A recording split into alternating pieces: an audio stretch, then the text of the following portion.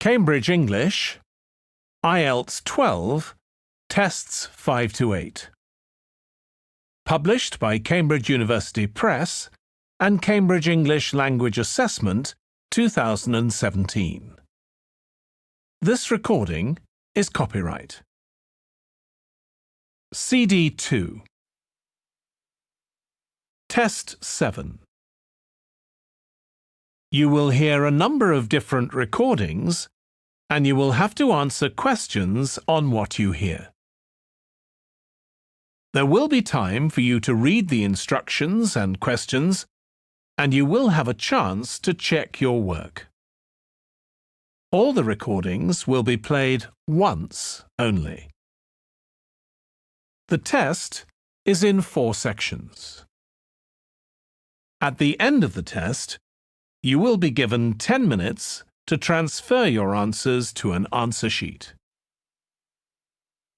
Now turn to Section 1.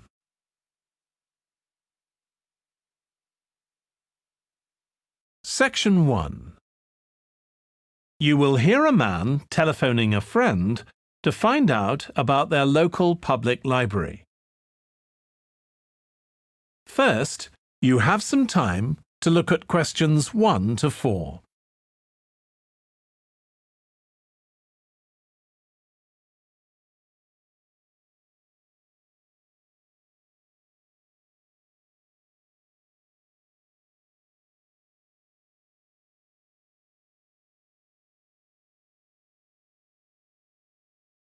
You will see that there is an example that has been done for you.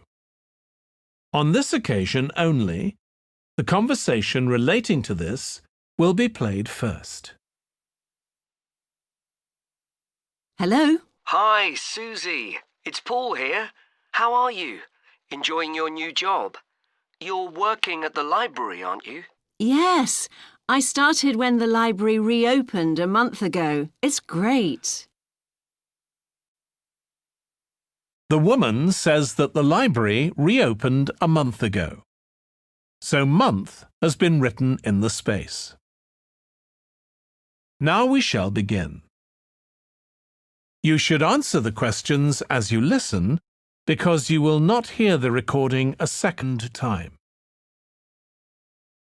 Listen carefully and answer questions 1 to 4. Hello? Hi, Susie. It's Paul here. How are you? Enjoying your new job? You're working at the library, aren't you? Yes, I started when the library reopened a month ago. It's great. Actually, Carol and I have been meaning to join for a while. Oh, you should. It doesn't cost anything, and the new library has all sorts of facilities. It's not just a place where you borrow books. For instance, there's an area with comfortable seats where you can sit and read the magazines they have there. Some people spend the whole morning there. Wish I had that amount of time to spend. Yes, you must be pretty busy at present, with the children and everything. We are, yes. But we're hoping to get away this summer. We're thinking of going to Greece. Well, we've got a much larger section of the library devoted to travel books now, so you should come and have a look. I can't remember if there's anything specifically on Greece, but I should think so. OK. Now, Carol's organising a project for the history class she teaches at school. It's about life in the town 100 years ago. Do you have anything that might be useful? Yes. Actually, we've now got a new section with materials on the history of the town and surrounding region. Right. I'll tell her. You can't always find that sort of thing on the internet. Now, in the old library, there used to be a separate room with reference books. It was a really nice, quiet room. Yes, we've put those books in the main part of the library now, but we do have a room called the community room. It can be hired out for meetings, but at other times, people can use it to study. I might use that. It's hard to find anywhere quiet at home sometimes. I can't remember how old your son and daughter are. We've introduced a special section of fiction written specially for teenagers, but they might be a bit young for that. Yes, they would be.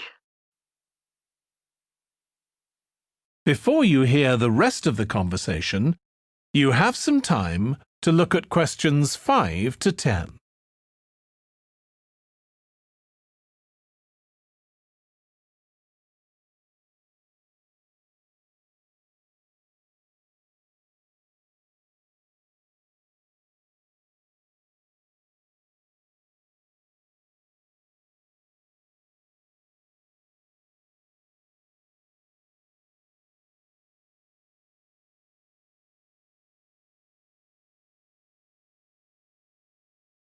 Now listen and answer questions 5 to 10. Well, we do have lots of activities for younger children. Yes? For example, we have a science club. At the next meeting, they're going to be doing experiments with stuff that everyone has in the kitchen, sugar and flour and so on. They might be interested, yes. And we have a competition for children called Reading Challenge. That doesn't begin until after the end of term. They have to read 6 books and they get a certificate if they manage it. So that gives them something to do while they're on holiday, instead of getting bored. That's the idea. And there's special activities for adults too. On Friday, we have a local author called Tanya Streep, who's going to be talking about her new novel. It's called Catch the Mouse, and she based the story on a crime that actually took place here years ago. Right. We're not free on Friday, but I'll look out for the book. Now, this probably isn't for you, but we do have IT support available for members. We get quite a few older people coming along who are wanting to get up to speed with computer technology. It's on Tuesday mornings. They don't need to make an appointment or anything. They just turn up. Well, my mother might be interested. I'll let her know. OK. And there's another service which you wouldn't expect from a library, which is a free medical checkup. The hospital arranges for someone to come along and measure the level of sugar in your blood, and they check cholesterol levels at the same time. Really? Yes, but that's only for the over 60s, so you wouldn't qualify. OK. Well, I'll tell my mother. She might be interested. What other information? Well, we do have a little shop with things like wall charts and greetings cards, and also stamps, so you can post the cards straight away, which is really useful. Yeah. Well, I'll bring the children round at the weekend and we'll join. Oh, one more thing. I'll be bringing the car. Is there parking available? Yes, and it's free in the evening and at weekends. Perfect. Well, thanks, Susie. See you soon. That is the end of section 1. You now have half a minute to check your answers.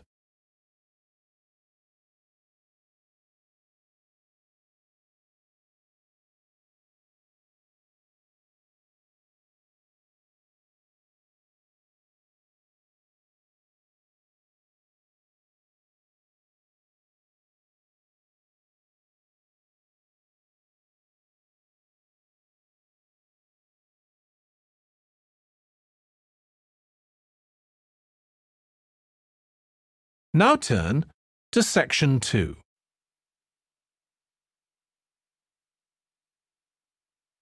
Section 2. You will hear part of a training session for new employees at a large travel company. First, you have some time to look at questions 11 to 17.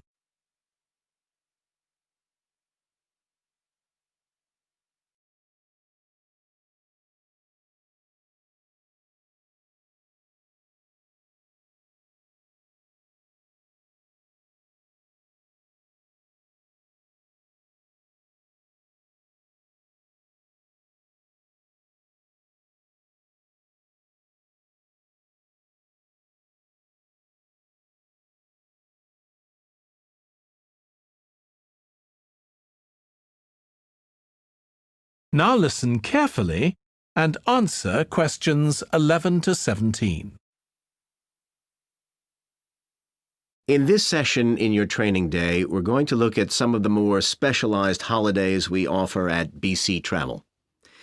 Now, the travel business is very competitive, and it's important to be aware of how the market's changing and developing.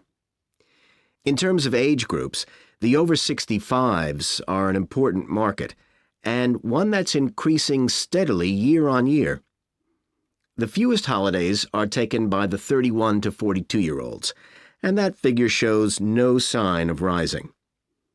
The biggest market at present is still the youngest group, the 16 to 30s, but this group's also seen the biggest drop over the last few years, whereas there's a noticeable growth in the number of holidays taken by the 55 to 64-year-olds.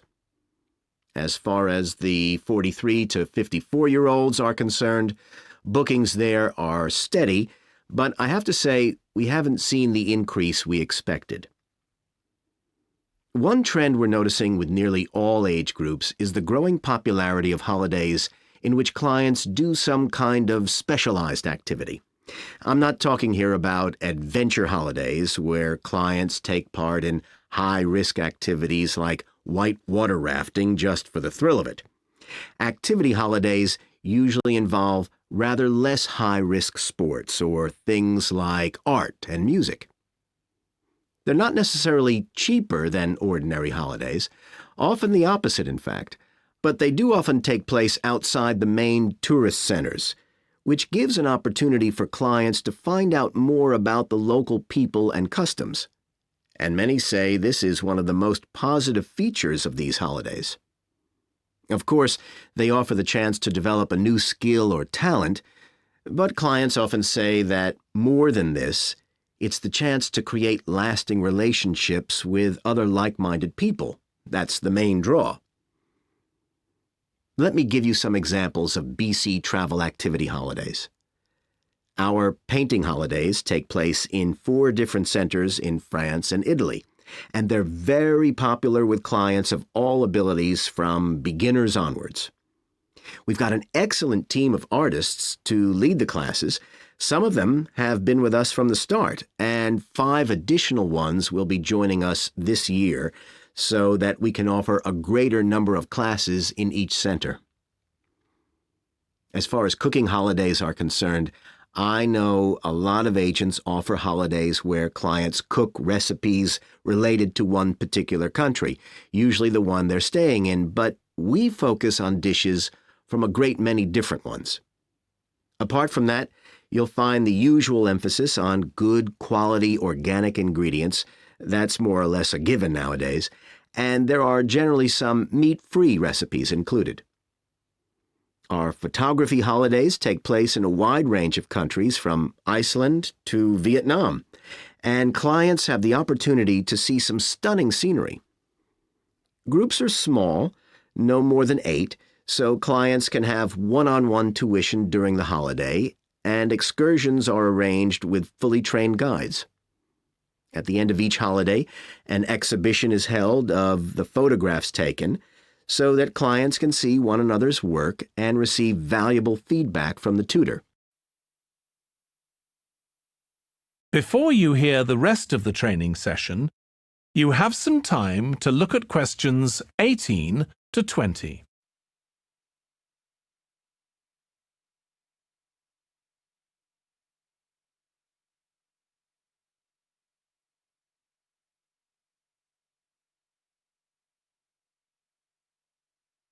Now listen and answer questions 18 to 20.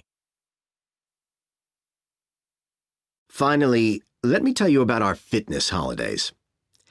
In Ireland and Italy, we run one-week general fitness classes for all ages and levels of fitness.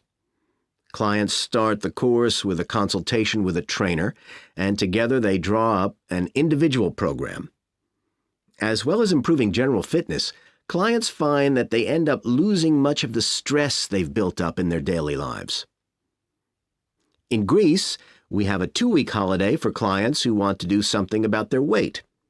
This has all the features you'd expect, like a personalized diet program, but one of its most popular features is that the exercise classes are all held on the beach.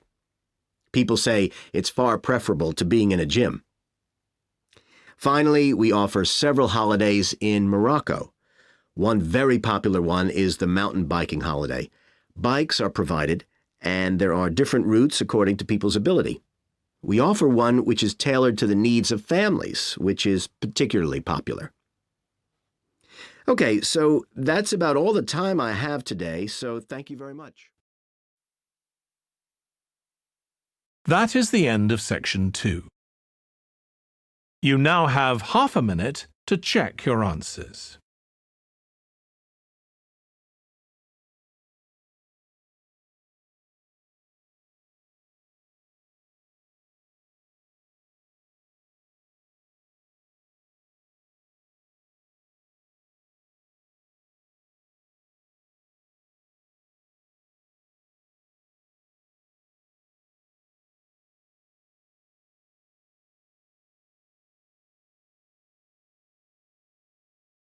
Now turn to section 3.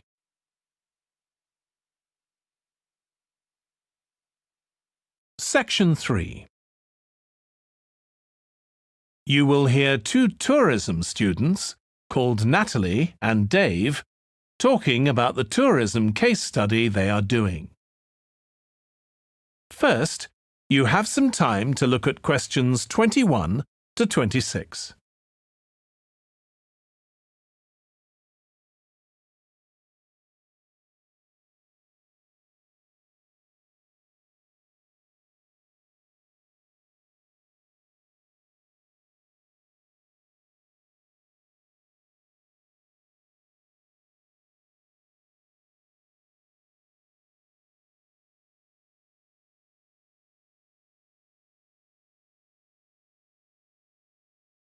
Now listen carefully and answer questions 21 to 26. Dave, I'm worried about our case study. I've done a bit of reading, but I'm not sure what's involved in actually writing a case study. I missed the lecture where Dr. Baker talked us through it. OK, well, it's quite straightforward. We've got our focus. That's tourism at the Horten Castle site. And you said you'd done some reading about it? Yes, I found some articles and made notes of the main points. Did you remember to keep a record of where you got the information from? Sure, I know what a pain it is when you forget that. OK, so we can compare what we've read. Then we have to decide on a particular problem or need at our site. And then think about who we're going to interview to get more information. OK, so who'd that be? The people who work there? And presumably some of the tourists too? Yes, both those groups. So we'll have to go to the site to do that, I suppose. But we might also do some of our interviewing away from the site. We could even contact some people here in the city, like administrators involved in overseeing tourism. OK, so we'll need to think about our interview questions and fix times and places for the meetings. It's all going to take a lot of time. And if we can, we should ask our interviewees if they can bring along some numerical data that we can add to support our findings. And photographs? I think we have plenty of those already. But Dr. Baker also said we have to establish with our interviewees whether we can identify them in our case study or whether they want to be anonymous. Oh, I wouldn't have thought of that. OK, once we've got all this information, I suppose we have to analyse it. Yes, put it all together and choose what's relevant to the problem we're focusing on, and analyse that carefully to find out if we can identify any trends or regularities there. That's the main thing at this stage, rather than concentrating on details or lots of facts. OK, and then once we've analysed that, what next? Well, then we need to think about what we do with the data we've selected to make it as clear as possible to our readers. Things like graphs or tables or charts. Right. Then, the case study itself is mostly quite standard. We begin by presenting the problem and giving some background, then go through the main sections. But the thing that surprised me is that in a normal report, we'd end with some suggestions to deal with the problem or need we identified. But in a case study, we end up with a question or a series of questions to our readers, and they decide what ought to be done. Oh, I hadn't realised that. Before you hear the rest of the discussion, you have some time to look at questions 27 to 30.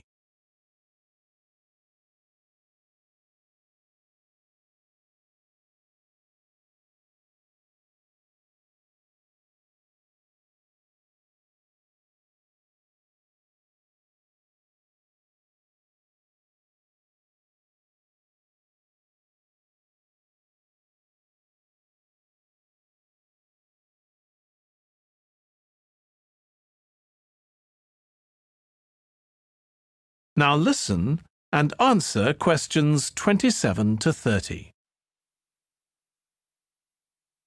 So, basically, the problem we're addressing in our case study of the Horten Castle site is why so few tourists are visiting it. And we'll find out more from our interviews, but I did find one report on the internet that suggested that one reason might be because, as far as transport goes, access is difficult. I read that too, but that report was actually written 10 years ago when the road there was really bad, but that's been improved now. And I think there's plenty of fascinating stuff there for a really good day out, but you'd never realise it from the castle website. Maybe that's the problem. Yes, it's really dry and boring. I read somewhere a suggestion that what the castle needs is a visitor centre.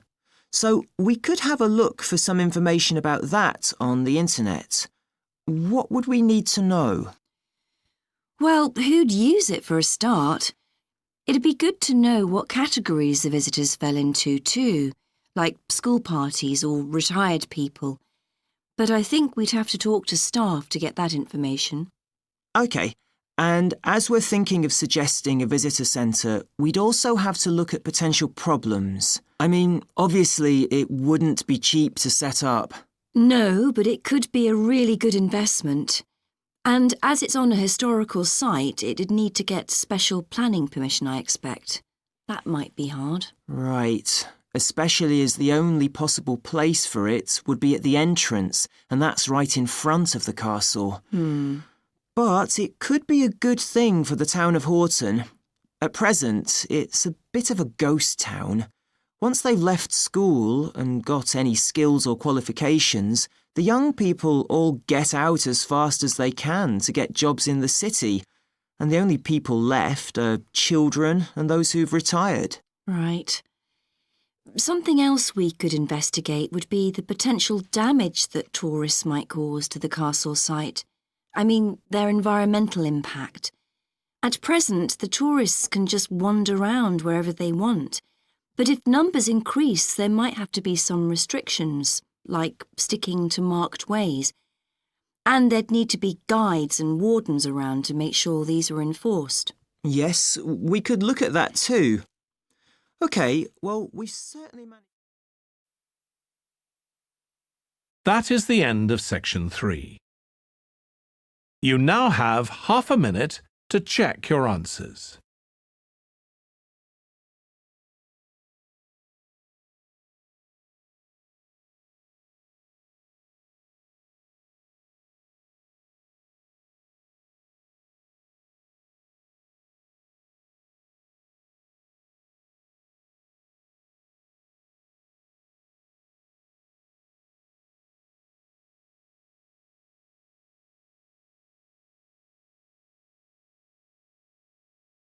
Now turn to section 4.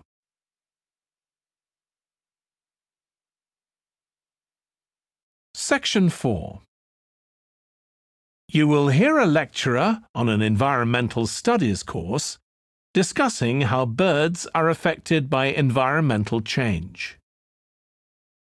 First, you have some time to look at questions 31 to 40.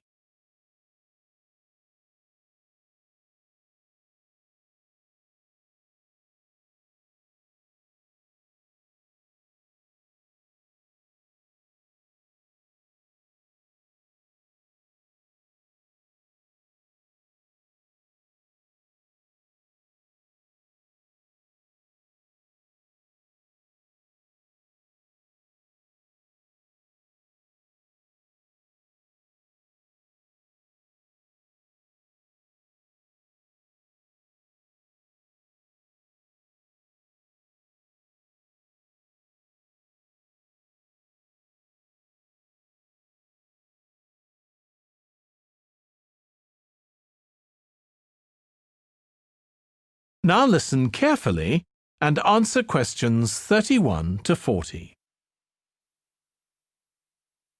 OK, so we've been looking at how man-made changes in our environment can affect wildlife. Now, I'll discuss a particular example. Let's take a look at mercury. Mercury's one of the 120 or so elements that make up all matter, and it has the symbol Hg. It's a shiny, silvery substance. You may have seen it in old-fashioned thermometers, but it's not used much for domestic purposes now because it's highly toxic. But the problem is that the amount of mercury in the environment's increasing. The main reason for this is the power plants used to produce electricity. The main source of energy that most of them use is still coal, and when it's burned, it releases mercury into the atmosphere. Some of this gets deposited into lakes and rivers, and if it's ingested by a fish, it's not excreted. It stays in the fish's body, and it enters the food chain. So, it's been known for some time that birds which eat fish may be affected. But what wasn't known until quite recently is that those that eat insects can also be affected. So, a woman called Claire Varian-Ramos is doing some research on how this is affecting birds. And rather than looking at how many birds are actually killed by mercury poisoning, she's looking for more subtle sub-effects. And these may be to do with the behaviour of the birds, or with the effect of mercury on the way their brain works, so whether it leads to problems with memory, for example. And she's particularly focusing on the effects of mercury on bird song. Now, the process of song learning happens at a particular stage in the bird's development. And what you may not know is that a young bird seems to acquire this skill by listening to the songs produced by its father, rather than by any other bird. And Varian-Ramos has already found in her research that if young male birds are exposed to mercury, if they eat food contaminated with mercury, then the songs they produce aren't as complex as those produced by other birds. So, quite low-level exposure to mercury is likely to have an impact on male birds in a natural situation because it can mean that they're less attractive to female birds, and so it can affect their chances of reproduction.